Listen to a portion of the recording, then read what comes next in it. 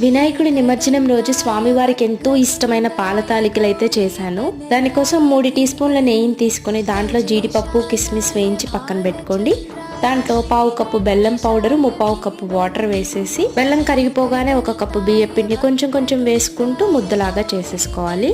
ఈ పాల తాలికలు కొంచెం టైం పడుతుంది, అందుకని నేను వినాయక చవితి రోజు కాకుండా నిమజ్జనం రోజు అయితే చేశాను. చూపించిన విధంగా ఉండలాగా చేసుకుని ఇలా అయినా చేసుకోవచ్చు, చక్రాల గిద్దల సాయంతో ఒత్తేసుకోవచ్చు. 3/4 కప్పు బెల్లంలో 1/2 కప్పు వాటర్ వేసుకుని మరిగించి పక్కన పెట్టుకోండి. 3 కప్పుల పాలు పొంగొచ్చిన తర్వాత 2 టీ స్పూన్ల సగ్గు బియ్యం నానబెట్టిన వేసేసి అవి 5 నిమిషాలు మగ్గిన తర్వాత పాల తాలికలు వేసి 1/2 గంట ఉడికిన తర్వాత కొంచెం పాలలో రైస్ ఫ్లోర్ కలుపుకొని వేసుకుంటే చిక్కగా ఉంటుంది.